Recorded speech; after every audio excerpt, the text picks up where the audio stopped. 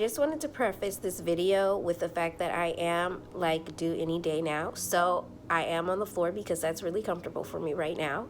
And we're just gonna hope that I can finish this video without this child popping up on me. So we're gonna get right into it. So I came up with 5 main things that I feel like should really be discussed when talking about the realistic perception of a long-term relationship, which in 2021, I know a lot of people say, you know, dating is like savagery out here in these streets. But I'm just gonna go over the basics, and I would love for us to discuss and you guys tell me what you think. Okay, so let's get into it. Number 1. This perfect fairy tale person that Disney has seemed to have sold us for years and years and years, and all these romantic comedies, honey, they don't exist. You're not gonna find a man who's 6 foot whatever, tall, dark, and handsome. If you like him pale, honey, that's your business. Him too, okay? He's included, or she's included, whatever your type is, that's going to cook and clean, be your servant, make you feel wonderful and bubbly all the time, while making some amazing amount of money, while you can stay home and you feel fulfilled. Or if you want a career, that person who's gonna always be supportive, always latch on, always make you feel complete, they don't exist. And let me tell you why they don't exist, because can you do that? Okay? Number 2, you want somebody that you can grow with, okay? Not somebody that's going to complete you, not somebody that's going to make you happy. You want a partner, okay? You don't want an emotional support dog. So let's really ask ourselves, what are we asking of our partners, okay? A lot of times people are like, well, they don't make me happy. They don't this and that. I ran into that very early on in our relationship. It's not their job, okay? This is your partner. You want somebody who's going to support you in your happiness. You want somebody who's going to be your cheerleader for your happiness. They will not, nor will they ever, make you happy, okay?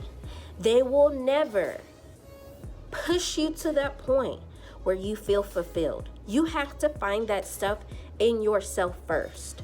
The job of your partner is somebody to grow with and build with. They cannot take an empty box and fill it for you so that y'all can move and make something together, okay?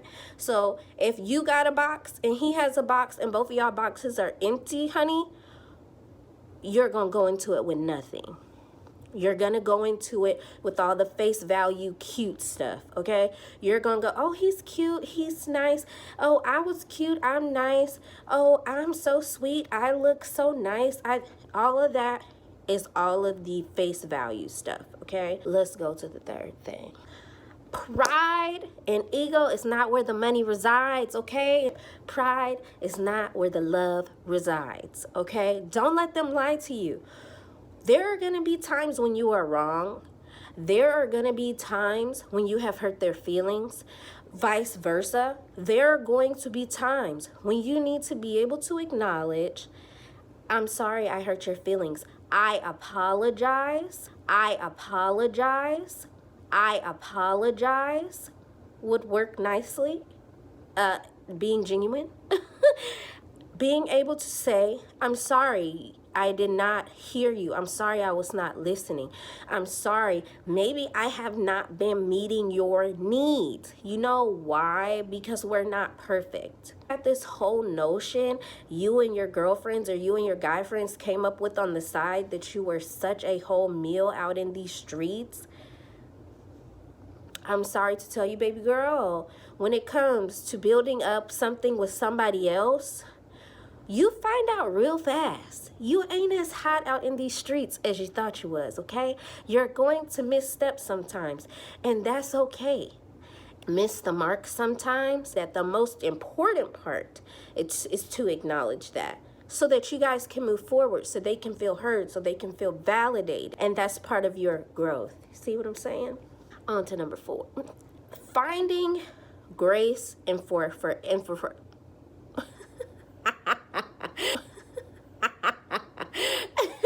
Number 4, let's try that again.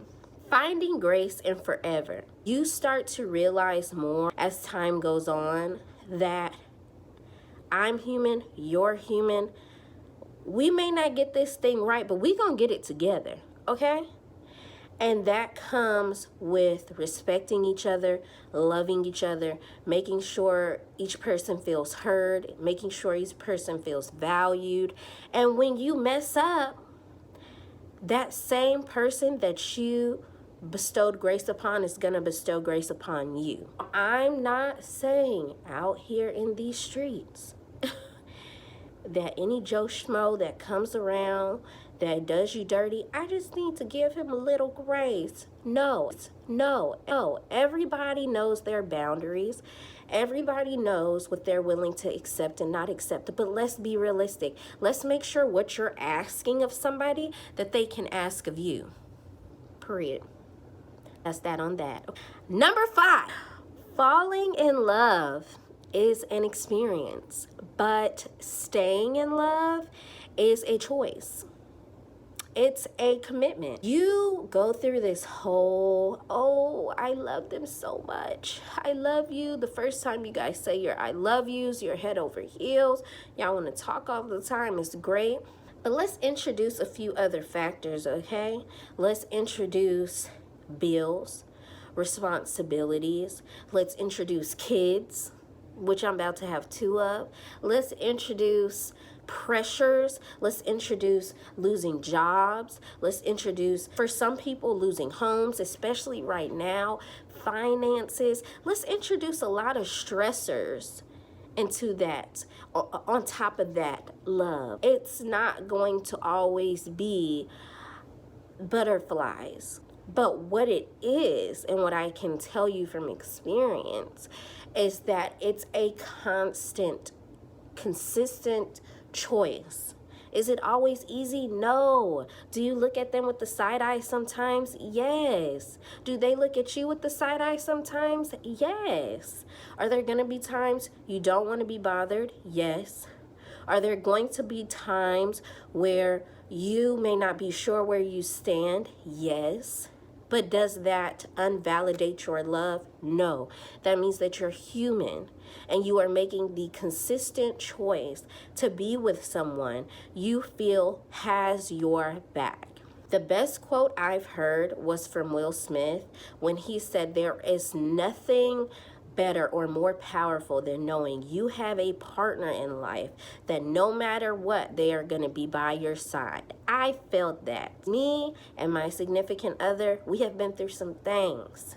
Not only did we have a kid, not only did we have financial stressors, not only did we have me dealing with depression, facing those battles together, it's not easy. But when you know, and I tell you now, after years, at first I took it for granted. I didn't understand. I didn't truly understand love until, 3-4 years into our relationship, what it really meant.